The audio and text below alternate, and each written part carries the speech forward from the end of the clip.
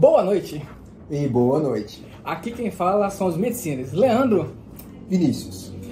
Agora a gente vai falar sobre um tema muito sério, muito importante: as doenças crônicas não transmissíveis.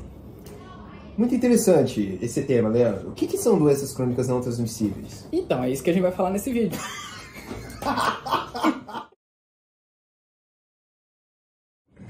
Então, o que são essas doenças?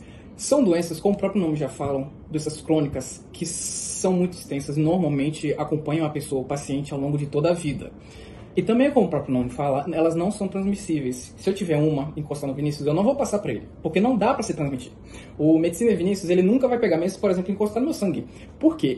Essas doenças não são causadas por micróbios quaisquer, por exemplo, vírus, bactéria, fungo. Elas não causam essas doenças. Elas são causadas por fatores que a pessoa tem, que a pessoa leva desde que nasceu, por exemplo, fatores genéticos, pela vida que ela leva, pelo estilo de vida que ela carrega, por exemplo, se ela bebe muito, se ela não faz atividade física, e também por ambiental, por exemplo, se ela só tem acesso a um tipo de alimento, ou se toda a família dela não faz atividade física, tudo isso envolve ela desenvolver essas doenças.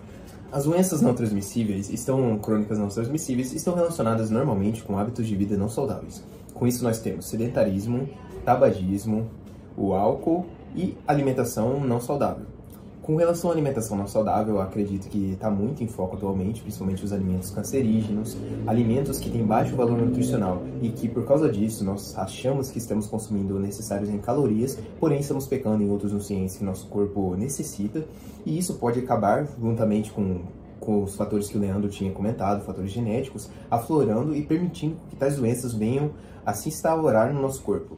Os exemplos principais que nós temos dessas doenças são doenças cardiovasculares, câncer, diabetes e doenças respiratórias. Nós iremos, durante esse vídeo, focar em duas principais, que são as mais comuns, a hipertensão e a diabetes. Então, Vinícius, como o título acabou de falar, a gente vai falar agora de hipertensão arterial. E o que é isso? Qual é a definição de hipertensão? Basicamente, é a pressão alta no nosso sangue. Os nossos vasos sanguíneos são como canos nas paredes, eles têm uma pressão. E se a gente colocar muita água ali, ele vai ter uma pressão maior, vai querer escapar. Isso, obviamente, nossos vasos sanguíneos é a mesma coisa. Isso faz mal pra gente, faz mal para os nossos órgãos. Causa muitas complicações no corpo todo, por exemplo, no coração, no cérebro, nos rins. E essas complicações podem até, eu sei que isso é pesado, mas podem até te matar. Então, é bom sempre tratar desde o início. E como é que a gente diagnostica? Com um aparelhinho como esse, por exemplo. Ó, Exatamente. Que você até pode ter isso. Não precisa ser um médico, como a gente vai ser, né? Como a gente vai ser, ou um enfermeiro, que é muito importante, que vai ter isso. Você mesmo pode ter em casa e fazer a medição em você e levar para o médico, porque o médico vai te diagnosticar. E quanto que é o valor que a gente tem que considerar nisso? Olha, a gente sabe que 12/8 é o que nós normalmente vemos nos consultórios, porém, o que nós temos que ficar alerta é a partir do momento que você faz uma pressão ocasional, assim, sem motivo nenhum, com um parente, ou porque você está se sentindo mal, em que essa pressão vai estar acima de 140 da sistólica e acima de 80 diastólica. Ou seja, se estiver acima de 14/8, é interessante você ir procurar um atendimento, antes que, como o Leandro disse, isso possa vir a gerar complicações. Agora sim, vamos conversar um pouquinho de tratamento. O tratamento de hipertensão arterial, apesar de muitas das pessoas acharem que é uma coisa simples, ele deve ser feito com acompanhamento médico. A causa é simples, por quê? Não tem como a gente tratar os pacientes que são tão individualizados da mesma forma. Existem pacientes que, por causa da doença, já tiveram algum tipo de problema renal. Existem pacientes que têm algum problema hepático, que é com relação ao fígado. Então, é necessário que você faça um acompanhamento do seu médico para que você seja tratado de forma individualizada. E agora, Vinícius, o que a gente vai falar? Diabetes, cara. Diabetes. O que é diabetes? A gente tem vários tipos na medicina. A medicina descreve vários tipos, mas aqui a gente vai focar especificamente em qual? Tipo 2.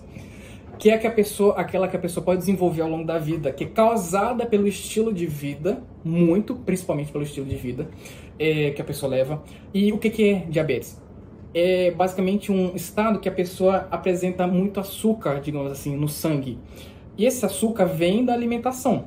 Esse nível alto não é saudável, mesmo que a gente associe açúcar a alimento é importante para a vida, ainda assim essa quantidade muito grande faz muito mal para as nossas células, para os nossos órgãos, causa muitas complicações.